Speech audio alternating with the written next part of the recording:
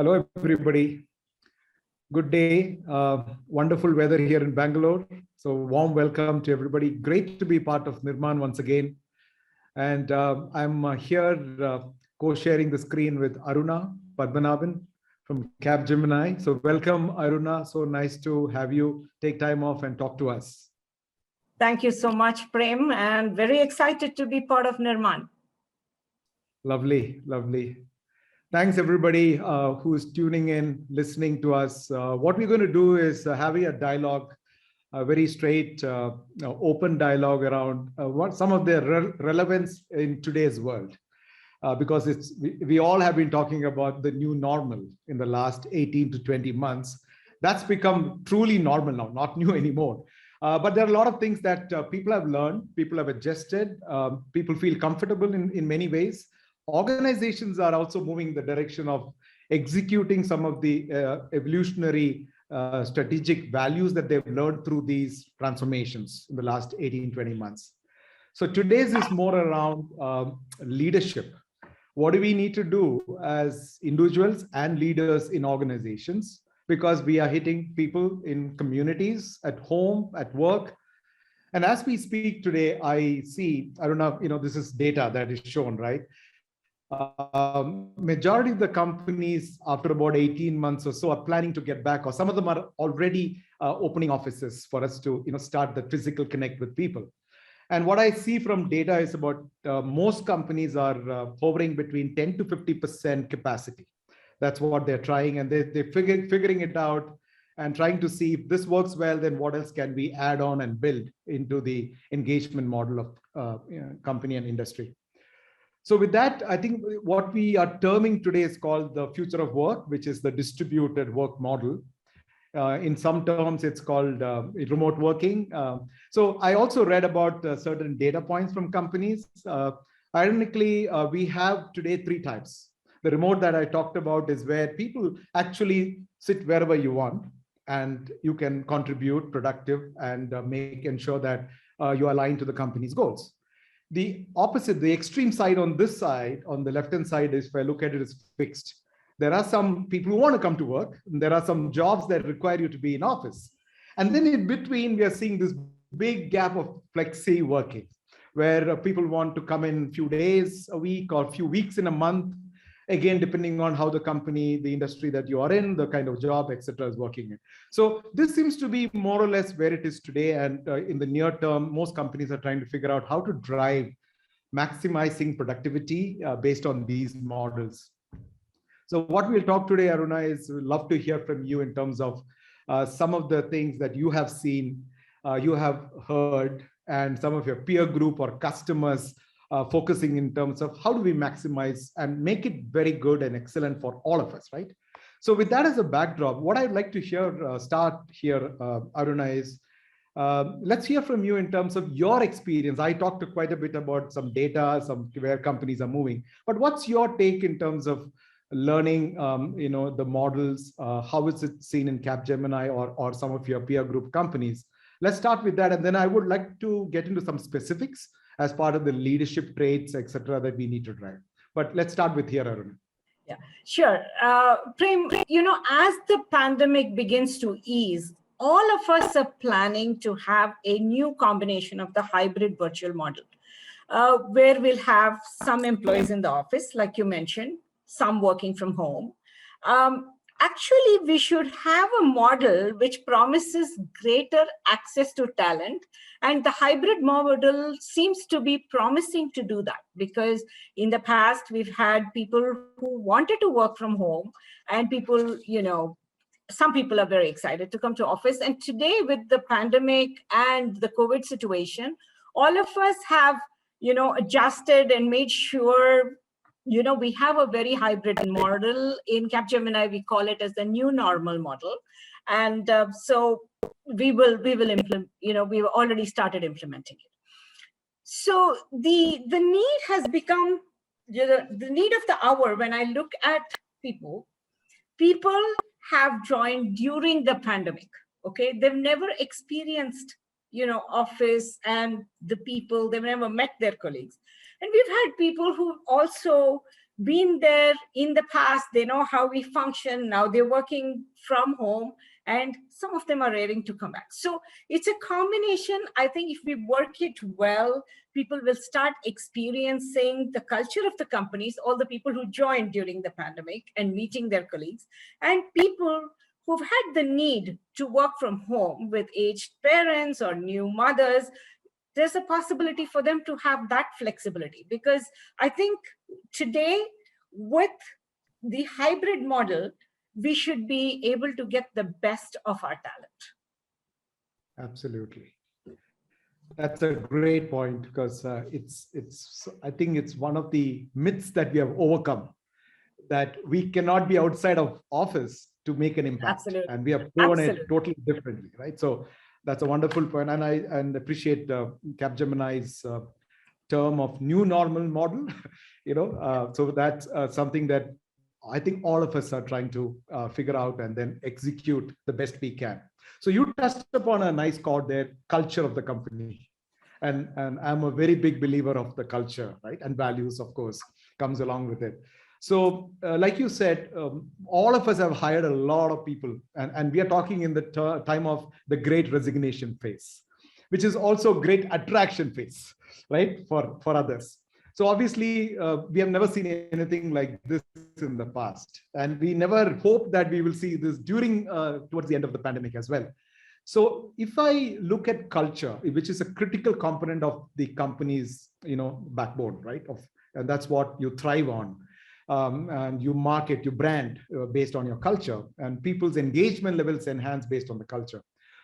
I would love to hear, have a conversation around what are companies doing today to enhance culture when people haven't even come, and what do leaders in particular need to do 2 or 3 things that are very important from a culture standpoint to ensure that they're part of the organization, part of the team, and eventually they're comfortable delivering what they are here for. So what are your thoughts around that, Aruna? So people experience culture through workplace, okay? Whether it is a virtual workplace or you come to the office, okay, meeting people, managers, colleagues is all a part of it. With the hybrid culture, we need to continue to learn new things and new skills as to how to manage our people. At the same time, look at how we enhance and, get the people to experience the culture, even if they're working from a virtual mode. So, if you ask me, the most important thing is intentionality and effort, right? It's very important for us to do as leaders. Nothing is automatic. We just have to create it. We can strengthen and sustain the culture by doing some of the things which I'm going to talk about. The leaders create, foster, and nurture culture with people working in multiple places today, right? Earlier, it used to be the office. Now you could be working from anywhere. How do you empathize, right? And how do you still keep the connectedness, as I call it? How do you share the purpose, right? It's a shared purpose. And how do leaders talk about the big picture, about our culture, what we do, how we do things? We also have to be very accountable, because, whether you work from the office or whether you're working from home, everybody's accountable for the results, right? But at the same time, we also need to be looking at the fairness, which I mean, as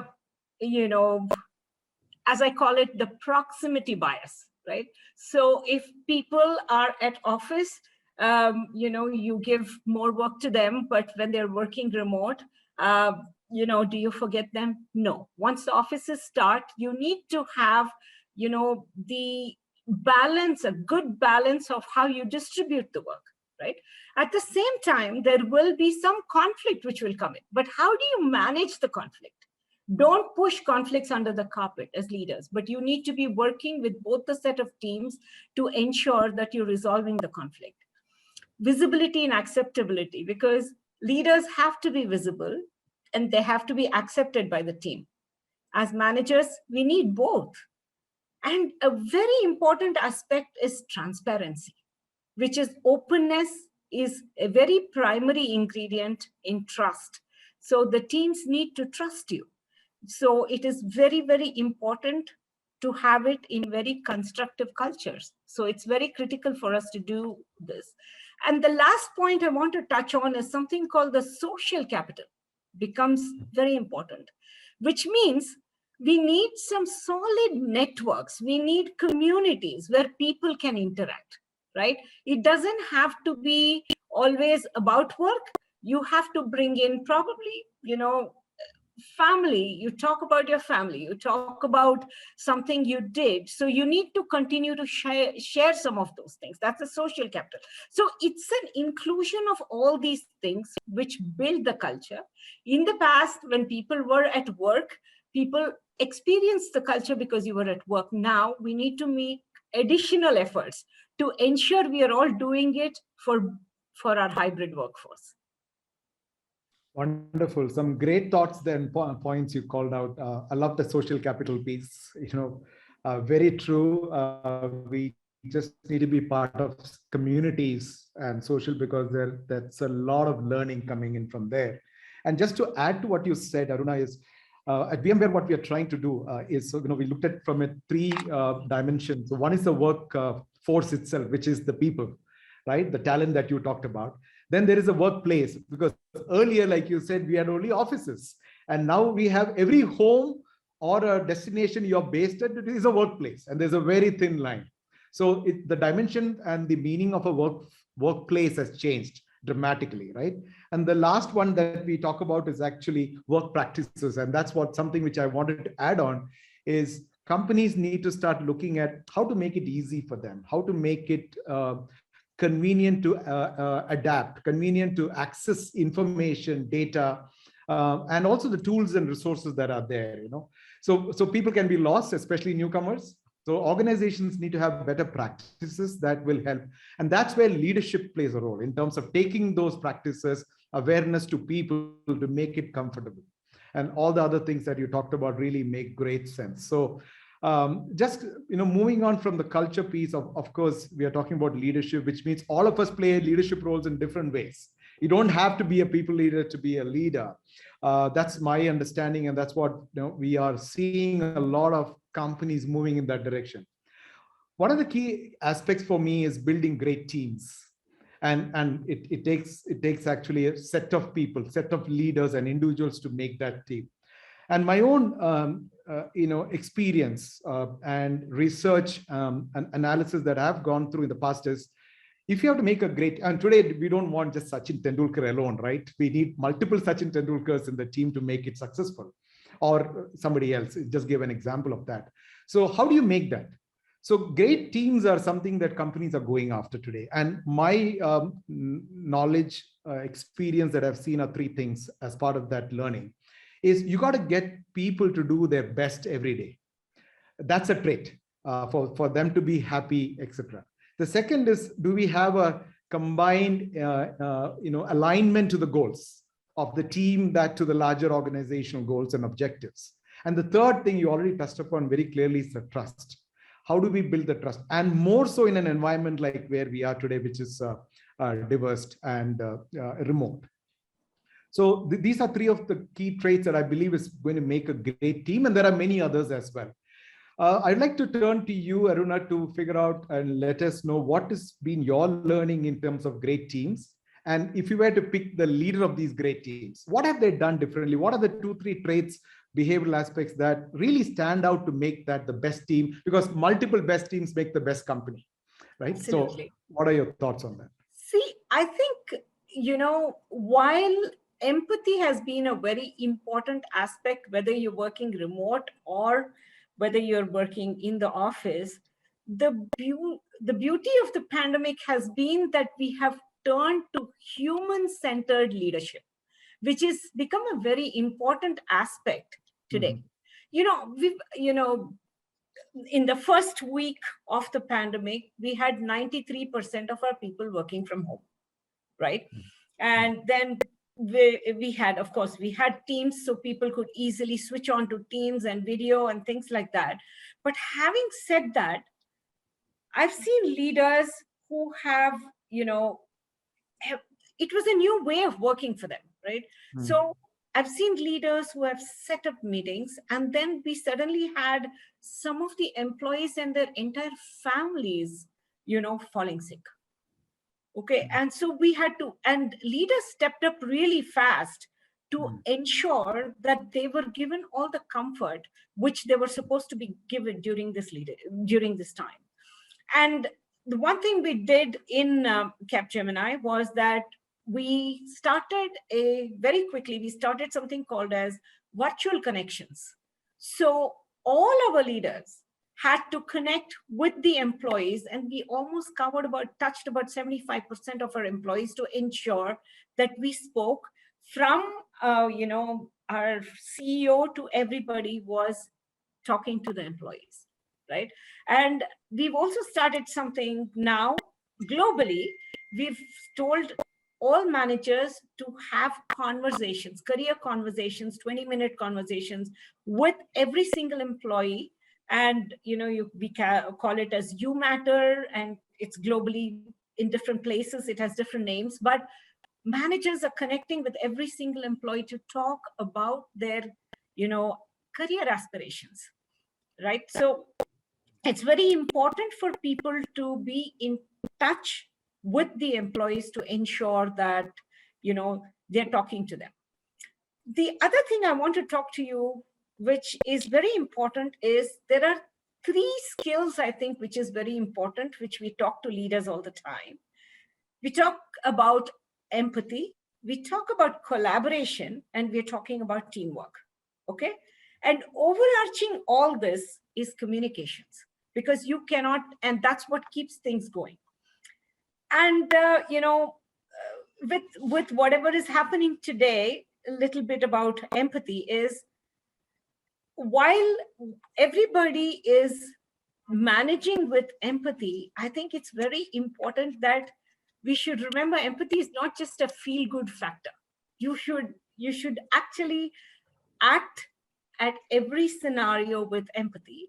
And I strongly believe that employees work harder and longer if the manager is empathetic. And that's a very important skill. And that leads to a lot of, we need to bring a lot of collaboration into place. So for a team collaboration, you need very effective leadership, communication, vulnerability, and creativity, right? It's also extremely important. And team members should have equal access to the manager, whether you're working from home or from the office. And clear expectations and response time and availability, everything becomes also very important. And once you have all these interpersonal skills, and, it actually leads you to becoming, more and more teamwork starts getting enhanced. And that's my thought on this. No, wonderful, wonderful. Especially you brought about the vulnerability, which I think is role modeling yourself as a leader, right? Because the issues are there with everybody and they are trying to figure it out. I know some companies said Fridays, no meetings at all, right? You just do what you want and you contribute to the company, but no face-to-face or Zoom meetings. Some places I've seen a manager or leader has said between 12 and 3, let's not do any meetings. So it gives you time to take care of, like you said, your elderly ones, children, because they are all at home. So people are listening in, some great thoughts in terms of how you can, grow yourself as a leader and also ensure that you take people along with you. It's not that each one of us do something and you want people to contribute larger. I think it has to be shared equally. The pain and the goodness, and that's where the trust comes in the team. So absolutely, having a back is nothing like it, in any team, and that makes a fantastic team. The trust and the ability to work together to a common objective or alignment to the company's goals. So again, these are some wonderful thoughts, and I think we have seen it being practiced from people. And again, Aruna, I always tell, and I'll share that even leaders are learning through this process. It is not that they know all the answers. And so it's for each one of us to help each other. Like you said, be part of a community. Some leaders may be ahead of the curve. Some teams are not. How do we get them all together? That makes a great culture that we talk about. And everybody's accessibility, one is visibility, of course. Just because I'm at home, that doesn't mean I can't be visible. And accessibility to the right set of people is very key. And you touched upon the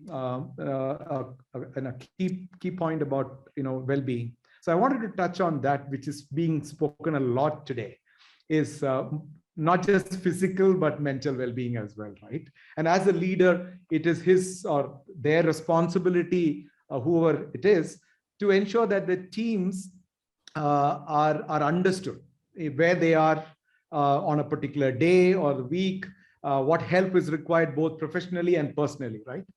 So today I could be drained out because of some things happening at home, and I'm still sitting at home and still doing this, talking to people. It all has its own pressure. So well-being has become a big thing, and many companies have done change policies, benefits. We have done quite a few good things for our company, for our employees as well. What are your thoughts around one or two things that you feel we need to consistently continue doing for well-being of our employees? I think there was a lot of pressure which came in when the pandemic happened. I think we stepped up employee assistance program, right? So people could actually talk to real psychologists and get some help, because many places it was not congenial for many people to work from home, right? I'm talking from the global perspective. There are countries where your home space is really small. It's not, everybody has big working places, and you have your children at home, you have your family at home, and in the midst of all this is also work going on continuously. So people took some time to adjust to this. So I think the employee assistance program, which the companies already had, I think saw a big uptick because people needed it at that point of time. The second thing which I believe was very important, and we told all our managers to do, was a one-on-one connect with the employees on a continuous basis to find out what are the needs. And it's very interesting, right? You on a normal day, you would see everybody in the office every day. And suddenly you're not seeing them. So now you need to make that additional effort till it becomes a practice to continue to talk to them and see. Many of the fun events which we ran in the office, we made them virtual. So we have a fun office now, so which is running very successfully. And a lot of people saying you can go for a walk and clock it in, and whoever does so many kilometers, can we go ahead and give some kind of a gift. But we are very big on sustainability, so anything we did, we said we'll plant a tree, right? So we did that, and a lot of work happened on that space, because one, it's their mental health, and secondly, it was also creating some fun in the organization. But at the same time, we also had a lot of webinars on wellness. Okay, we brought people together to make sure that they understood what wellness was. And now well-being is a big one, which all of us are talking about, because we need to continue to do that, especially with the hybrid workplace. For me personally, what worked was, which I had never done, was I took to running. And I continued to run through the pandemic, and which really helped me to keep myself mentally stable. I got onto yoga, and and I suddenly realized you don't need a real teacher, but you can have a virtual teacher to do yoga, right? So we also started yoga sessions for our employees, so people could go and do that. And so for me, I think some of those things will continue to stay, and we need to continue to have it, because with the virtual world, some people can come to work, some people cannot. So we need to keep everybody involved in whatever we do. Great. And one thing common there, Aruna, I started running as well during the pandemic, and now it's more like a addiction. Yeah. Right. I love to run now. So I think people have picked up multiple hobbies during this phase, and that's again a stride of leadership to themselves. And one thing, Aruna, I've heard from many others, especially women, who had to balance work and obviously work-life balance a few years back is quite different from what is today. People used to be in office and do office work and then balance work later on, but today it's all combined in together. While we are talking, you could be, serving somebody or taking care of some things at home. So in the middle of all this, the ability for us to be flexible, and I'm hoping that the inclusivity at home is enhanced, because everybody's feeling the same thing. And while we used to drive these messages harder in the office, I think they're realizing it and they're seeing it, and it's getting accelerated. And I believe so much that the DEI part of what we talk about is really enhanced because of this as well. This is one of the pro piece that I have seen, and it's really working well. And I've heard a lot of women as well come back and say, I prefer now working at home because things are really settling in and I'm able to avoid the traffic. And if people from Bangalore, we used to take hours, driving up and down. So that is cut down a lot. So, right. So with that, I think it has helped in some way, but then the culture, the connect, the networks that you talked about. I wanted to touch upon one other thing before I get into my one important piece on innovation, okay, which is critical in today's world. But I believe, Aruna, recognition is another piece that has helped in this phase.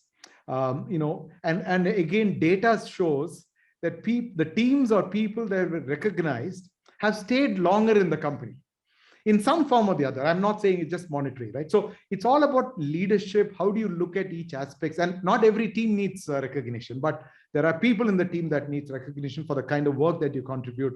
And one thing I can share with this larger team is during wave 2, we have a set of people that came together within the company on their own. I mean, absolutely, very personal. And this is the passion that people come. They formed a team just overnight when that wave 2 was going on.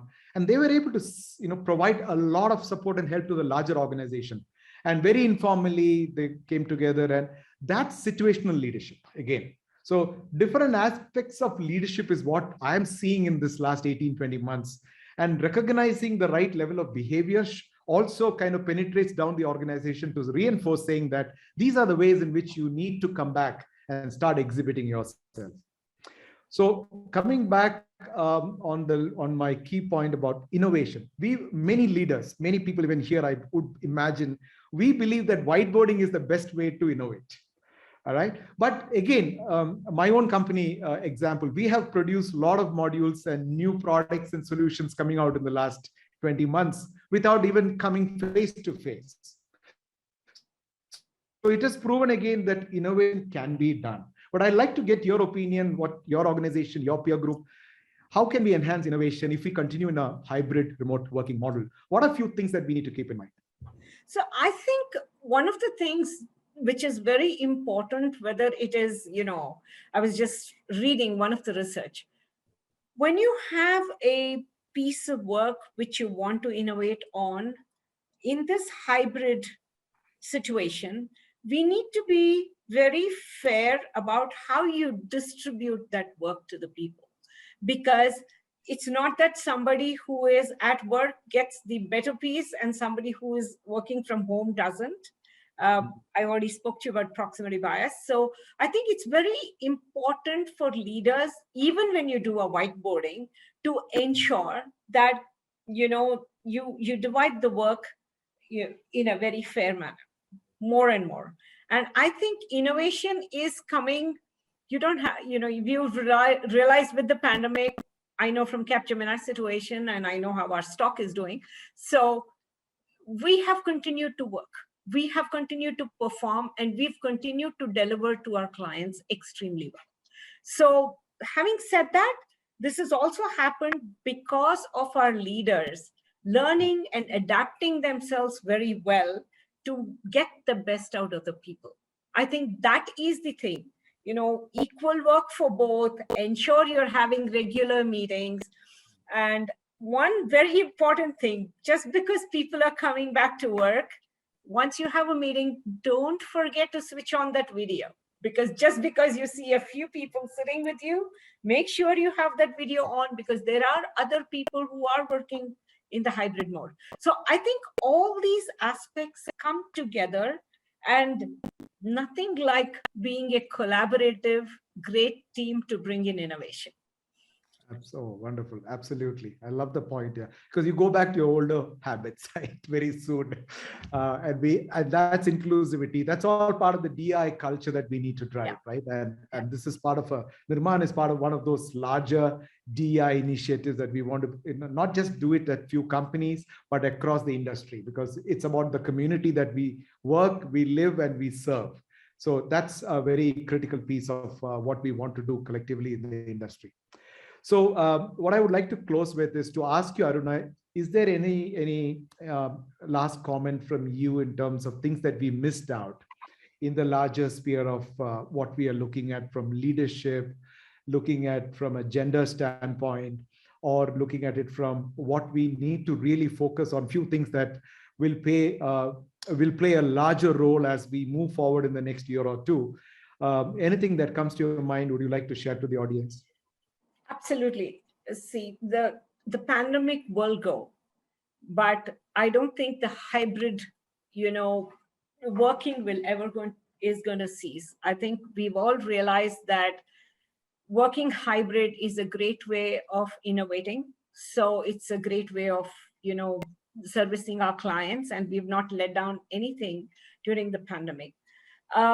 My couple of do's is, I think as leaders, we have to continue to set clear priorities, right? And, we need to continue to be inclusive. Continuously reflect on your biases. Sometimes your biases do come to play, especially when we are bringing people back to work. I think you have to, think about what biases you have, what predispositions you have, and you have to overcome that, okay? Always ask yourself, how can I be fair to my people to bring the best out of them, right? There are some don'ts, right? So don't be rigid, just be flexible. And don't ignore signs of stress, which is very important. Help people to prioritize. And don't forget about fun, right? And my last piece is enjoy your team. They are the best. Lovely. You need to start believing in that, right? That's the best team. And I can summarize everything that you said is listen more in these circumstances, and you will automatically pick up those critical sense that you get from the environment, team, people, and don't ignore it. Try and tackle it as early as possible. So don't linger on things. So your ability to sense, address it, execute it should be faster, and take help. Another thing, Aruna, I felt is a lot of leaders believe it's all on my shoulders. Take the organization. You have umpteen number of people around you, even others in the industry. Talk to people, understand what can be done the best way, because I always believe the rework is always a painful process. So if you can do it the best the first time, just try and do that the best. So I think those are some very important. So I hope the audiences are listening to some of these simple tips that we are talking about. They may look trivial, but they can go a long way in building the right value culture and being a productive team and organization. And most importantly, healthy and well-being members in the organization. So with that, I want to thank you, Aruna. I think this is a topic that we can go on and on. It's just there, so many things. And I'm sure there are questions that the audience may have. We are happy to look at some of them and get back to you at a later point in time. But most importantly, thank you so much for your insights, Aruna. I think there's an opportunity for all of us to come together and learn from each other and make a better place outside. So with that, I want to thank the core team that has put these programs, Nirman, and some of the specific ones like this forward for the benefit of everybody. So thank you, team, so much. I look forward to more connections with Nirman and everybody else in the future. Thank you, and wishing everybody the best. Thank you.